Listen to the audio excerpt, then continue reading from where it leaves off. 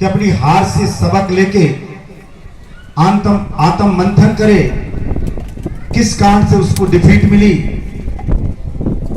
और अपनी कमजोरियों को दूर करके पूरी क्षमता के साथ दोबारा अगर कोई प्रयास करता है तो निश्चित सफलता मिलती है। और मैं हमेशा बोलता हूं, जीवन में कभी भी आपको असफलता मिले तो निराश नहीं होना, बल्कि ये सोचना कि इसमें तुझे कामयाबी नहीं मिली, शायद ईश्वर ने आपको किसी बड़े काम के लिए सुरक्षित रखा है और बड़ी सफलता आपको दिलाना चाहता है, इसलिए शायद आपको सुरक्षित रखा है। मिसाइल मैन के नाम से विख्यात देश के राष्ट्रपति बने अब्दुल कलाम, गरीब का बेटा, प्रतिभावान बच्चा एनडीए का एग्जाम देने जाता है तो उसको फेल कर दिया जाता है कि आप एनडीए में सेलेक्ट नहीं हुए। अब्दुल कलाम निराश होता है कि मुश्किल से भुआ से उधार पैसे लेके किराए के और एनडीए का एग्जाम देने आया और इसके अंदर मुझे अयोग्य करार दे दिया। निराश हो गया और निराश होकर जब घूम रहा था तो एक संत ने कहा, इतना नर्वस क्यों है बच्चे? तो उसने कहा, बहुत मेहनत की, बहुत मजबूरी में हो, बहुत कमजोरी में हो, बहुत गरीबी में हो, माता पिता परेशान है और मैं असफल हो गया, मुझे सफलता नहीं मिली, मुझे नौकरी नहीं मिली।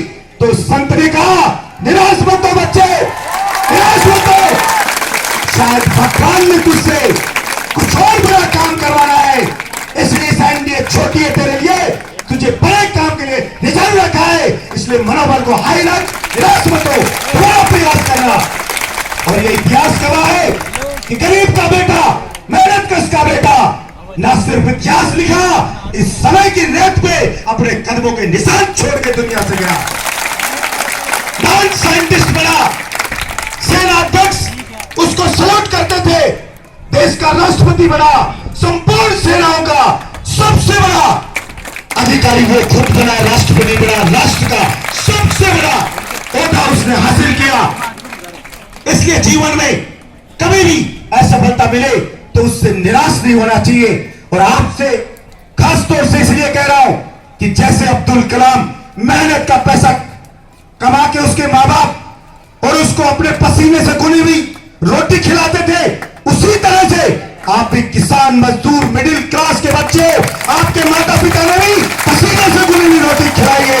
इसलिए आप किसी से कमजोर नहीं हो सकते कि कोई शहर में रहने वाला, कोई पूंजीपति का बेटा सुविधाओं में रहता है, कोचिंग लेता है, कल आप भी कोचिंग करने जाओगे, 12th में हो, आगे जाओगे तैयारी के लिए, तो कभी मन में ये कमजोरी नहीं आने देना। किसको बड़ी बड़ी सुविधाएं हैं, ये बहुत अच्छे लग्जरी सुविधाएं ले रहा है, अच्छे पीजी में रह रहा है, इसको कोचिंग में सारी फैसिलिटी है, और शायद हमारे पास मुश्किल से थोड़ा सा पैसा हमारे माता पिता भेजते हैं।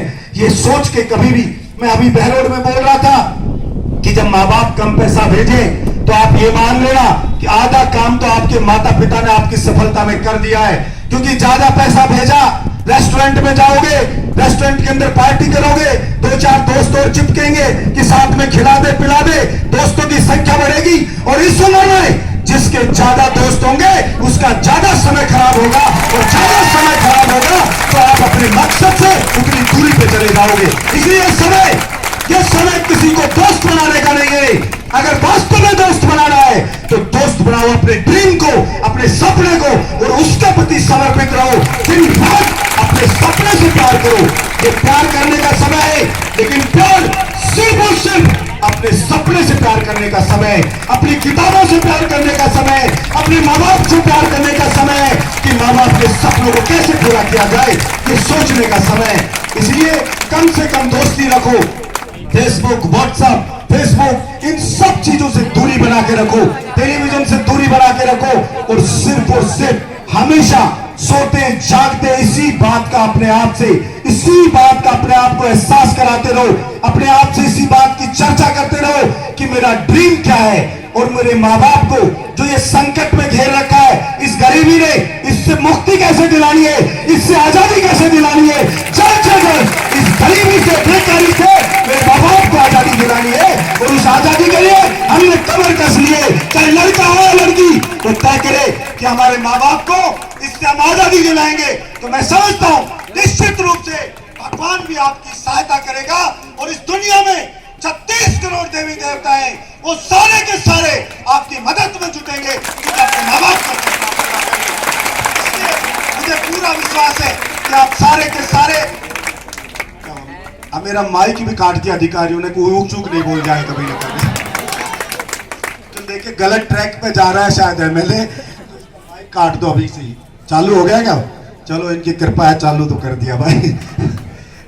इसलिए मैं आप सबसे, चूंकि मेरे परिवार के बच्चे हो, आपके जैसी मेरी माँ है, आपके जैसे ही मेरे पिता दादा दादी रहे, हम सब मिडिल क्लास के लोग हैं। हमारे माता पिता ने खून पसीना बहा करके एक एक दिन ऐसे गिन रहे हैं कि आज का दिन इज्जत से निकल गया, आज का दिन मेरा स्वाभिमान सुरक्षित रह गया। क्योंकि रोज रोज परीक्षा देनी होती है ईमानदार व्यक्ति को, रोज इम्तिहान देना होता है। उसी तरह से आपके माँ बाप को भी इम्तिहान देना पड़ता है, मेरे को भी देना पड़ा, पर अपना ये कर्तव्य बनता है कि हम जल्दी से जल्दी उस तनाव से, उस चिंता से अपने माँ बाप को फ्री करें। और पिता और माँ, किसी के भी माता पिता आमतौर पे मैं देखता हूं गांव में अपने माता पिता में कमियां खोजते रहते हैं। माँ अपने कपड़े सही नहीं पहने, पिताजी को घर में गेस्ट आ रहे हैं, मेरा दोस्त आ रहा है, आपने कपड़े साफ नहीं पहन रखे, उसमें कमियां निकालेंगे। आपने ये नहीं है पता, पिताजी आपको ये नहीं पता, माँ टोकती तो माँ तू जानती नहीं है कुछ भी, तेरे को नॉलेज ही नहीं है। इसलिए माँ बाप में कभी भी परफेक्शन नहीं ढूंढिएगा, माँ बाप के प्रति सम्मान का भाव रखिएगा, समर्पण का भाव रखिएगा कि मेरे माँ बाप देव तुल्य हैं और मेरे माँ बाप पे कुर्बान हूं मैं, उनकी हर इच्छा पे कुर्बान हूं मैं। और मेरे माँ बाप दुनिया के सबसे बेस्ट माता पिता है, क्योंकि पिता आपका जीवन का देने वाला है। माँ ने 9 महीने पेट में रखा है, अगर वो अब दुखी रहते हैं तो ये हमारी गलती है। महापुरुष ने कहा है किसी ने, अरे 18 साल में अगर आप गरीब हो तो आपका दोष नहीं है, लेकिन 28 साल में भी गरीब हो तो ये गलती आपकी है, आपके माँ बाप की नहीं है। इसलिए तय करो कि हम चाहे आप आज गरीब हो सकते हैं, लेकिन 28 साल आने तक कोई गरीबी नहीं रहेगी, कोई बेकारी नहीं रहेगी, सब सुख चैन हमारे घर में होगा। ये प्रण लेकर के और आप आगे बढ़ेंगे तो मैं समझता हूं निश्चित रूप से सारी दुनिया आपकी दोस्त होगी। और अगर आपने ये समय गंवा दिया तो आप याद रखना, जिसको बेस्ट फ्रेंड कहते हो, जिनको दोस्त बताते हो, अगर आप फेल हो गए और वो कामयाब हो गए तो आपके मोबाइल नंबर को ब्लॉक कर दिया जाएगा, आपसे मुंह फेर लेंगे वो लोग और आप कहोगे कितनी गंदी दुनिया है। मैं बताना चाहता हूं कि ये दुनिया सबसे ज्यादा बेरहम है, ये कलयुग है, सबसे ज्यादा स्वार्थी है, सबसे ज्यादा स्वार्थ रखती है। जिससे स्वार्थ नहीं उससे कोई वास्ता नहीं है। इसलिए इस दुनिया को जरूरी है जल्द से जल्द समझ जाओ, ये दुनिया उसी को सलूट करती है, उसी को सलाम करती है जो कामयाब होता है। इसलिए अगर आप ये चाहते हो सारी दुनिया आपकी इज्जत करे, दुनिया में जय जयकार हो, तो आज आपको, आज की जो ये आपकी जवानी है इसको खपाना पड़ेगा, पसीने बहाने पड़ेंगे, तो आगे पूरे जीवन भर 100 साल तक आप इज्जत की जिंदगी जिएंगे। और कुछ साल अगर गवा दिए तो सारी जिंदगी आपको रोना पड़ेगा, फिर पछताओगे कि ये मेरे साथ क्या हो गया, ये मेरे साथ क्या हो गया। लेकिन वक्त भी इतना बेरहम है जो किसी को अवसर नहीं देता है, दोबारा से प्रायश्चित करने का मौका भी आपको नहीं देगा। इसलिए समय रहते हुए इस वक्त की कीमत को पहचानो। अरे ईश्वर ने एक चीज सबके लिए समान करी, चाहे कोई अंबानी का बेटा है, चाहे बिल गेट्स का बेटा है, चाहे मेरे बहरोनी ब्राड़ा के गरीब किसान मजदूर का बेटा है, सबको 24 घंटे दिए कि लड़ाई लड़ो, कौन जीतता है सबके लिए बराबर समय, कोई भेदभाव नहीं दिया है। इसलिए अंबानी के बेटे के पास जितना समय उतना ही आपके पास है, बिल गेट्स के बेटे के पास समय उतना ही आपके पास है। अब सिर्फ देखना ये कौन इस समय का पल पल का सही से उपयोग करता है और पूरे जीवन के साथ लड़ाई लड़ता है। जो लड़ेगा, समय की कद्र करेगा, वो निश्चित रूप से जीतेगा। आप सब भी जीतोगे, यही मैं आपको शुभकामना देता हूं। मां सरस्वती से प्रार्थना करता हूं कि वो हमेशा आपको ज्ञान दे, बुद्धि दे, ताकि आप नेकी के रास्ते में चले, आप चरित्रवान बने और आप चरित्र को अपने को सुदृढ़ रखते हुए अपने ड्रीम को पूरा करें। और इसमें भगवान आपकी मदद करे, यही मैं कहना चाहता हूं। और भगवान हमेशा उसी की मदद करता है जो कर्म योगी होता है। इसलिए आप कर्म करें। जब आप कर्म करेंगे, मेहनत करेंगे, तो आपको ये महसूस होगा, आपको ये लगेगा कि सारे के सारे 36 करोड़ देवी देवता आपके ड्रीम को पूरा कराने में आपकी मदद में जुट गए और आपके ड्रीम को कराने में कंधे से कंधा मिला के सारे देव देवता लग गए, क्योंकि आप मेहनत कश युवा हो। जो मेहनत करता है उसका सबको इज्जत करता है। इसलिए मेहनत करिए, मेहनत का कोई विकल्प नहीं होता, और जो मेहनत करता है, मेहनत किसी की भी कभी बेकार नहीं जाती है, आपकी भी बेकार नहीं जाएगी। और मैंने मेरे बहरोड में ये शुरुआत की कि भाई नेता लोग, सड़क का उद्घाटन हो, हॉस्पिटल का उद्घाटन हो, कॉलेज का उद्घाटन हो, स्कूल का उद्घाटन हो, पहले नेता लोग किया करते थे, एमएलए करे, मंत्री करे, मुख्यमंत्री करे। लेकिन हमने हमारे बहरोड में तय किया है, जिस गांव से सड़क बनेगी, जिस गांव में स्कूल बनेगी, जिस गांव में सीएससी पीएससी बनी है, जिस गांव में कॉलेज बनेगी, जहां पे जिला अस्पताल बनेगा, उनका उद्घाटन एमएलए नहीं करेगा। जो उस गांव के टॉप 10 प्रतिभावान बच्चे, उनके घर का उद्घाटन किया जाएगा। जिला पत्रिका के ऊपर उनका नाम दर्ज होगा, परसेंटेज दर्ज होगी, ताकि उस सड़क से वो कभी भी गुजरे, उसके माँ बाप गुजरे तो प्राउड फील हो उस माँ को कि ये मेरी बेटी है जिसका नाम शिला पट्ट पे लिखा हुआ है। उस बच्चे का पिता गुजरे, उसको प्राउड फील हो और वो गर्व से कहे किसी रिश्तेदार को कि ये मेरे बेटे का नाम है, इस रोड का उद्घाटन मेरे बेटे ने किया है, प्रतिभावान बेटा है, उसको अच्छा लगे। और दूसरे जो बच्चे हैं उनका भी मनोबल बढ़े कि हमारे यहाँ पे अगर मैं पढ़ाई करता तो इस रोड का उद्घाटन किया जाता और मेरा नाम दर्ज होता यहाँ पे, तो मैं मेहनत करूं ताकि अगली बार विधायक बहरोड का मेरा भी नाम शिलापट्ट पे लिखवाए। वो और मेहनत करेगा और जिसने लिखवा दिया उसको जिम्मेदारी का एहसास रहेगा।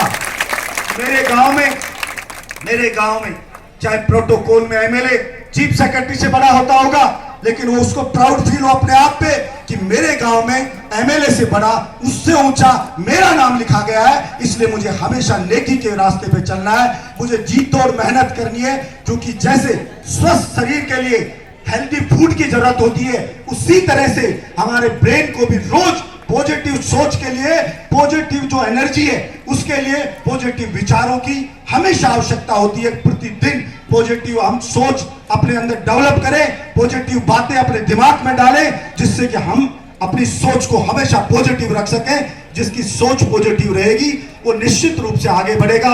यही मेरा प्रयास है। और खास तौर से मैं बोल रहा था बहरोड में कि भाई अक्सर गांव की बच्ची ससुराल में जाती है शादी होके, तो सासू कई बार बहुत ताने देती है कि तेरे को कोई लक्षण नहीं है, पता नहीं है, इसको कैसा कुछ सिखाया नहीं है। तो मैंने कहा ज्यादा अगर कोई सासू ताना देने लगे तो हमारी यहाँ की बच्ची बोलेगी भाई सासू जी तेरा बेटा का तो पता नहीं क्या है क्या नहीं इज्जत, लेकिन कभी मेरे गांव में आके देख लेना, मेरे गांव में शिलालेख लिखे हुए, झंडे गड़े हुए मेरे नाम के, शिलापट्ट लिखे हुए हैं कि रोड का उद्घाटन मैंने किया है। ये गवाह इस बात की कि मेरे गांव में मेरी इज्जत बहुत ऊंची है, मेरे गांव में एमएलए एमपी मंत्री संतरी सबसे बड़ी इज्जत मेरी है, और उस बात का प्रमाण सासू जी लिखा हुआ है। तो सासू जी की बोलती बंद हो जाए